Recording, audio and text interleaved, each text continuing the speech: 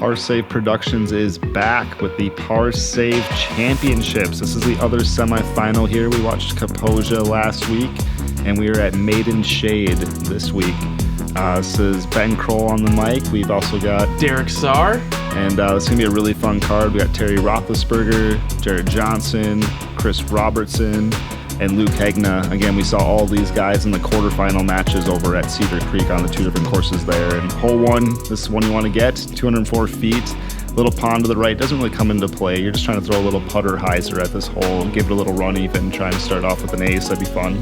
Yeah, no kidding. That little bush on the right, I like to hyzer just over that. If I even clip some of the stuff on top, it's totally fine. If you can see off to the right there's that bush. I just like to hyzer right over that with something stable, and it seems to park the hole every time. Yeah, there's a group of bushes right by the hole, and Terry just ripped it over here. Can we start over? You can hear him. Let's start over. Oh boy, Terry. It's going to be a fun round with you, I bet. And this is Jared's maybe even home course. He lives right around here. I think he plays leagues here on the reg. One of our friends, Mike Cousins, Shags, runs league here, and I think he goes here a lot. Yeah, I'm excited to see what Jared can do on this course. Yeah, he knows it very well.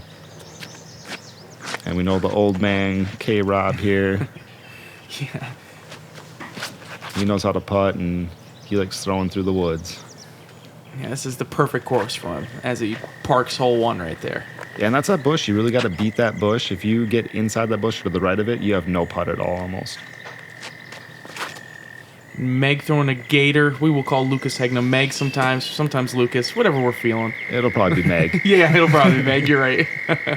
And he throws that gator so well. It's just crazy. And to me, that's the play. Just crash right in front of the hole. You don't have to worry about that bush. You'll have an easy 20-foot putter in.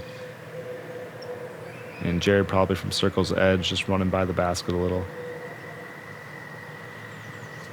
Yeah, there's like a pocket here, so you don't get much wind as Jared goes a little short. The basket's pretty well guarded by all these trees, so the wind, kind of no matter what it's doing, doesn't really get affected too much. Yeah, and this is down in southern Minnesota, private course. They actually have camping right on the course. We played Maiden Shade Open here not too long ago, and it was a lot of fun. Yeah, it's always a tournament I look forward to every single year. They have skills competition, skill shot areas, putting, tons of putting areas. They even have a little pool. Yeah. It's everything you could ask for. Yeah, it's 21 holes total, but yeah, he has a little practice green where there's 5 baskets, all different colors with 3 different practice pads to throw from, so it's a really fun area. And K-Rob with the sweet close-up there. And a couple birdies, couple pars. There's a lot of birdies to start here, a lot of shorter putter shots, but this course gets pretty tough at points, and there's some kind of tricky par 4s that you want to get. Yeah, and here hole 2, the birdhouse hole. I love that because the birdhouse is right front and center. The play for me is just a sidearm with a mid-range just to the left side and have it kind of throw something stable into this green here. A lot of people will be throwing straight putters at it as well, but that birdhouse comes into play every time. Yeah, I'm definitely thinking about it. You would hate to hit it and bounce back into the water. I couldn't even imagine. And this is what you kind of do as a righty. If it fades out a little bit, you get in a little bit of trouble. So I do think a forehand plays better. Just into the green, you'll always give yourself a putt. And I think Meg had a backhand and a forehand disc in his hand here, and he's going with the forehand. That looks good. I just love how casual Meg is. Yeah. I'm surprised he's not in Crocs. There's that forehand play there. Thank you. Just a little left, but should be no problem for Terry. Yeah, these guys are all inside the circle so far. Jared will probably be matching here, if not closer. Yeah, good flip up. Nothing's running. Ooh. It's 2 in a row he's ran there. Yep. And everybody's playing here. Looks like a beautiful day as well. Oh, a little high. Maybe the overcompensation from missing that first putt. Yep. You miss low, and then you kind of think, all right, just adjust just a little high, and sometimes that can be the next miss. Yeah, I try to focus more on just doing the right thing the next time rather than trying to overcompensate. Correct. It's tough to do mid-round. It is tough to make those mid-round adjustments. We all know that. And this house is full of birdhouses. There's one right above K-Rob here as well. Never a doubt. Such a good putter.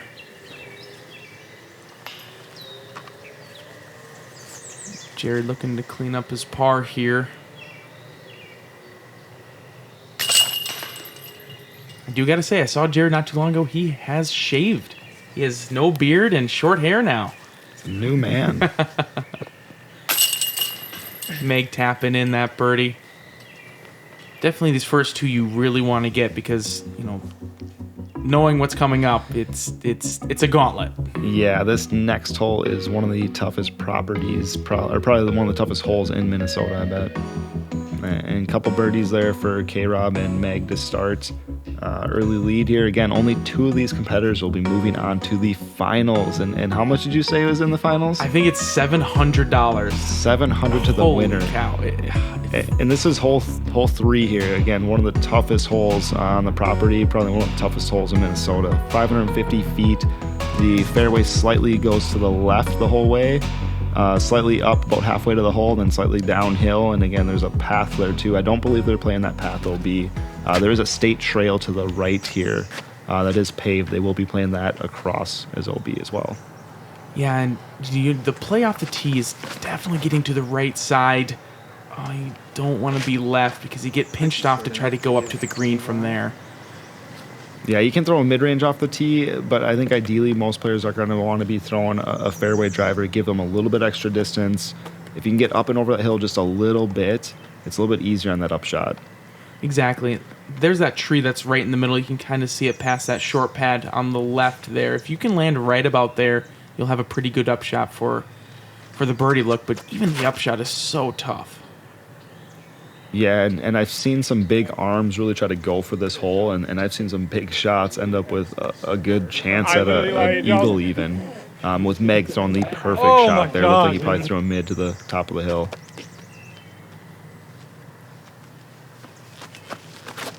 Terry looking like a buzz here. That looks good. That is ripped. It's fading off. That can be in a lot of trouble for how far he got. But we'll see what he ends up having here for his next upshot. And there you can kind of see the trees as well, kind of jetting out on the left side there.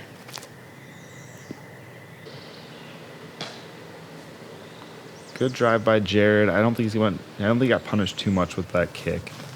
Should still be in the fairway for an up and down. And K-Rob, he's got some lanes, but it is tight. I believe that's his buzz. Wow. And that should put him in putting range, maybe a little short.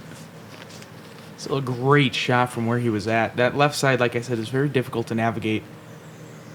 Yeah, but being in the fairway still is a premium. We'll have to see what Terry has when we get up to his shot. Jared playing almost the same shot that K-Rob did, but I think he gave the distance he needed there. Holy wow. Cow. I'm not 100% sure what he threw there, but that was money. Inside. Yeah, Meg. Oh. From the perfect shot, and he's going to give himself a pretty easy 3 there. Yeah, Terry got a lot of distance off the tee here. He's going to have to get a little tricky on this left side, getting through those trees. Yeah, if anyone can do it, Terry can. And looks like he's got a few options he's considering here.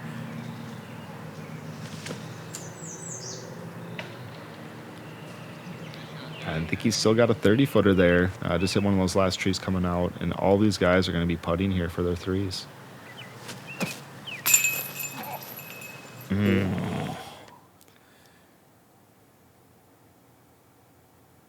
Yeah, you can see he had to get it Annie just enough around that tree.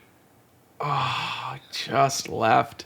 That was so close. A little less speed, a little lower on the chains, and that definitely sticks. That would have been quite an amazing birdie if he got it up and down from there. Yeah, I agree. Same thing, Terry there. That's a really good up and down. Even though he got that distance, that was a really tricky upshot.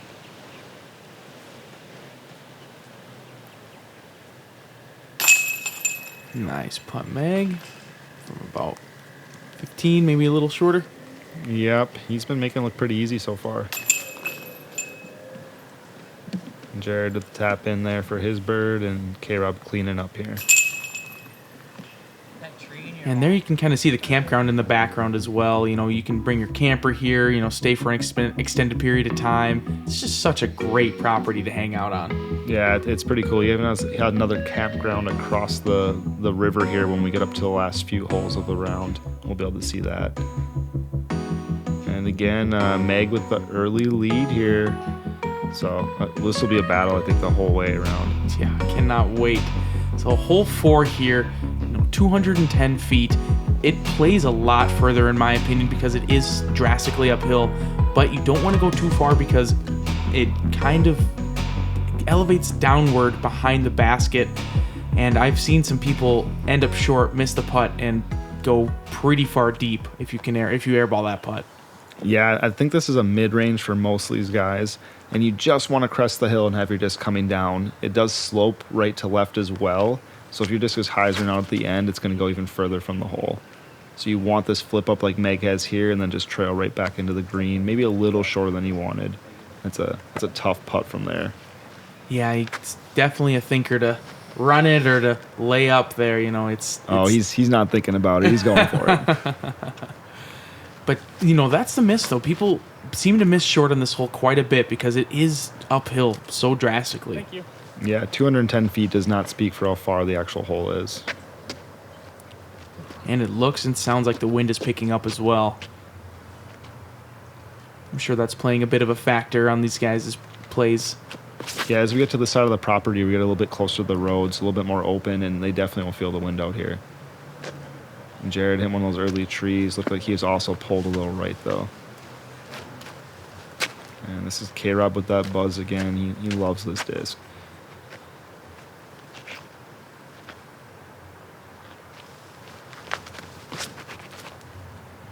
Find it. Oh, stay clean.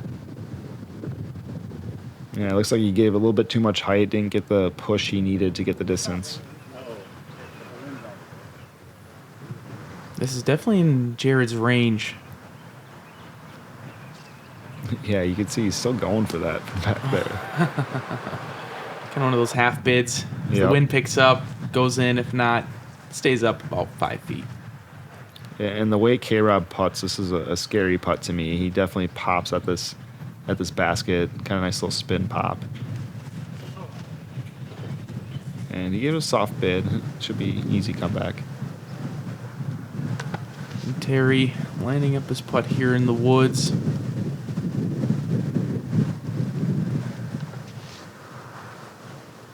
The right side is definitely a little open. Oh no. Wow. Oh no. Yeah, that can happen out here. It's very downhill as well, too, once you get to the basket. Yeah, I believe his comebacker is going to be a little further. See all that wind there? Trees are just shaking. Yeah. The chains might even be shaking from the wind. And that's how you know it's really windy, is when those chains are moving like they are right there. Solid. That is a very good putt there by Terry. Yeah. And Talk about a sigh of relief. no kidding.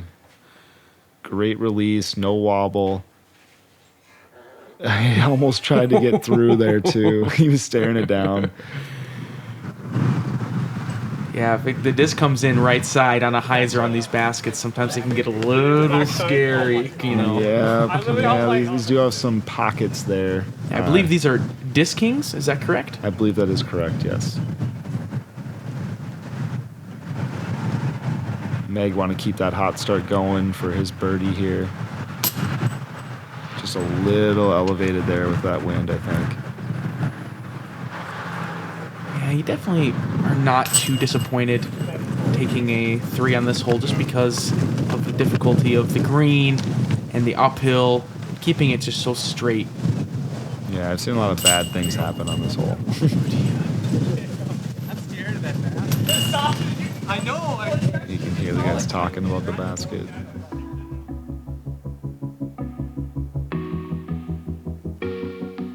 Very smooth by Meg there. Yeah, it's pretty typical to see a lot of pars on that hole. Yep, I would agree.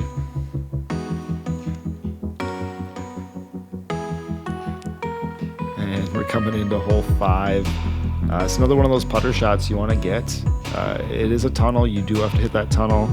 And you got to get the disc fading back to the hole a little bit. Try to be right at this rock. If you go a little bit too far, you're running this basket, you'll probably end up about 20 to 30 feet with a little comeback putt. And it's kind of a little deceiving green. It definitely is a little tricky. Yeah, the green on this hole seems to also be as tricky even as the last one. It's gravel behind it, and so you can definitely have the disc moving a lot when it hits. As you see the action that Meg just got there. Perfect. Yeah, I it's said perfect. the rock, right? Didn't I? I swear I said the rock. Yeah, you did. I heard it. I heard the rock. I heard the rock. Terry to follow suit. Looks pretty similar there. That's that little extra distance that you get if you fly the basket, so he'll have a comeback putt in this wind.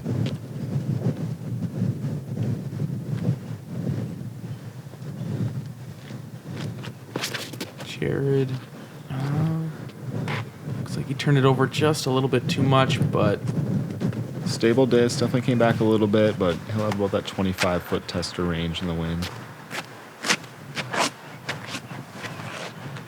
You can hear the birds a-chirping.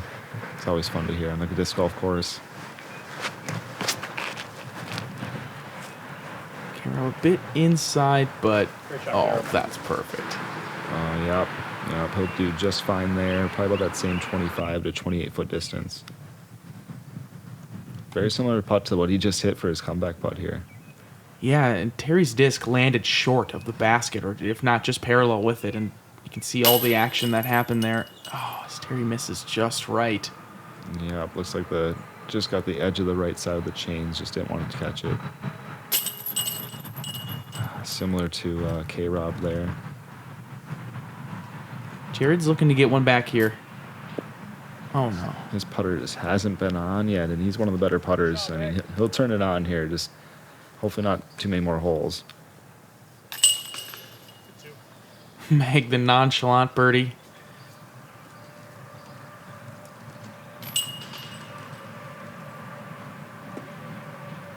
And they're just cleaning up here. And I believe this round took place more in the afternoon, if not evening. Not so much in the morning, if I remember correctly. Yeah, and you can see the sun shining through the trees, which is one of my favorite things to see on a disc golf course. When the fairway's lit up and you're in the woods.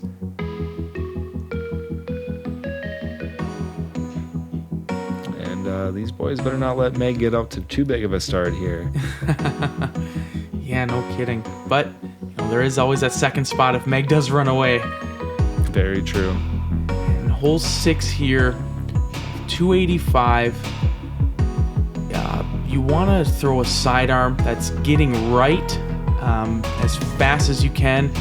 But if you end up straight, that is totally fine as well. The basket plays on this green that falls off behind it. A lot of falling greens on this course that make it tricky, but you'll see a lot of the sidearm play here. Yeah, this is kind of a strange par 4, 285 feet, but there's almost absolutely no way to get to this hole. Maybe some crazy cut forehand roller, maybe, but you just got to get out of this gap, and if you don't get out far enough, you're not going to have a chance to get up and down. And there's a very, very tight, skinny lane if you don't quite get all the way out, but I would never want to go down if I don't have to. I have heard Danny Polk has deuced this. There's some Annie over the top. I don't think it's there anymore. I was just there a few weeks ago. Okay. And there's just too much foliage now up top. But you used to be able to take this huge, crazy Annie. Maybe someone like Danny could do it. But you can see these guys just getting out there. You don't need much distance. K-Rob cutting it inside. I don't think he was trying to do that, but he might have got far enough out there. If you see a sidearm from K-Rob, you know it's a sidearm off the tee. I would absolutely agree with that. And here's where that Annie used to be, up and over these trees here, but you just can't access it as much over the tee box anymore. And he almost gave himself a putt there. Might have rolled away a little bit. And there's that skinny lane you can see here. K-Rob's got it. He still might even be trying to go the other way. It looks like he is aiming it up. Yeah, that's that flippier putter, so hopefully he can get the touch with this forehand here. And you can see how tight that was, but he gave himself a putt. And they got to be very careful with these upshots because the green does run away pretty fast. And Jared leaving himself a little short with a couple trees in his way. That's not that easy from there. Terry, when he knows, he knows. Yeah, he looked very bored with that sidearm. I can't really explain that. He just stepped up and looked like a nice, easy, lazy sidearm, which sometimes, works out for the best. And this would be a very crazy 3 from where he was. Gave it a good chance.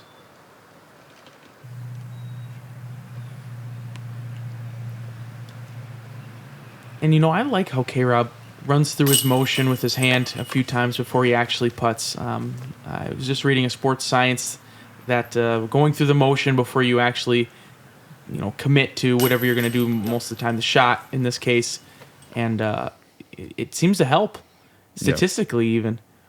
Yep, you got to stick to that routine if you have one. Jared just missing that tree inside.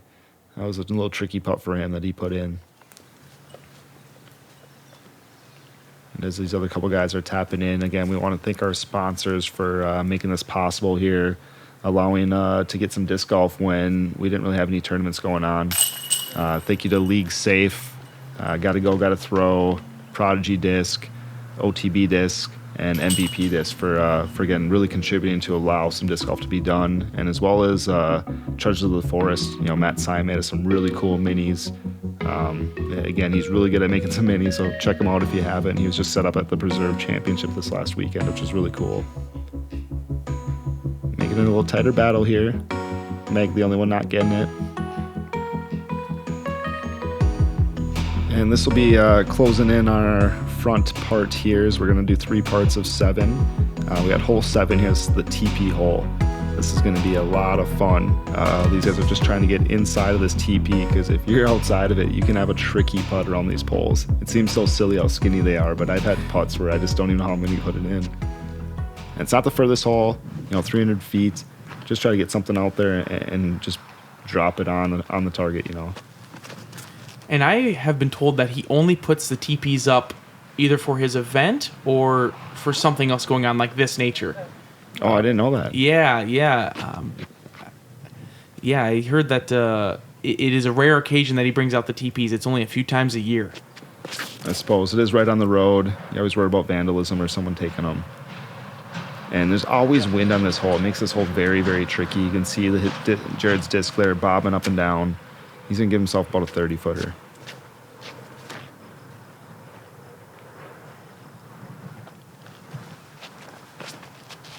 Yeah, the play is definitely something overstable and have it just swing in. K-Rob's a bit wide on that one, though. Looked like it just straightened a little bit on him. Might still have a long look from there. I feel like this hole definitely plays longer than 300 feet. It definitely feels further. Yeah, every time I've played it. This looks money.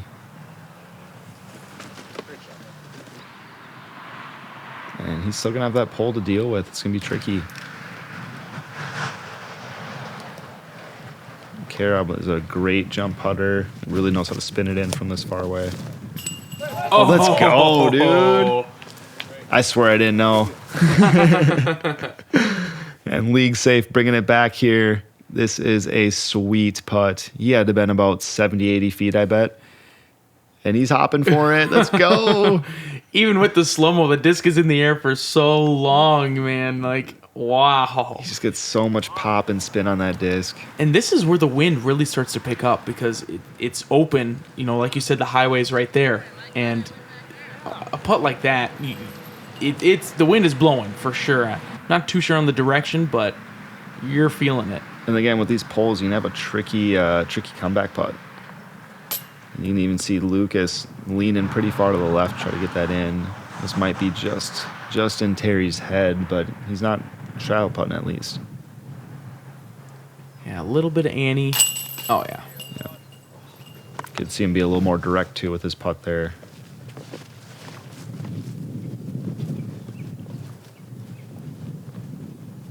Let's see if Jared can follow suit. I think he's the one trailing the group right now, so birdie would be big for him. Yep, solid. He's going to get that putt and stroke going now. And like you said, that luckily Lucas was, putting it with a little bit of he was thinking about the comeback, and he was able to just put it right back in without having those teepee stands be in his way. Yep.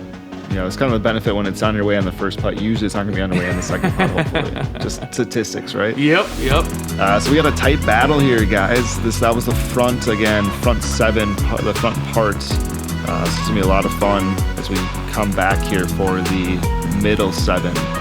And again, we got 3 guys in the lead. Jared trailing by a stroke. This has been Kroll, been fun. Make sure you guys come back for this middle part. Yeah, it's going to be exciting. Thanks, guys. Appreciate it.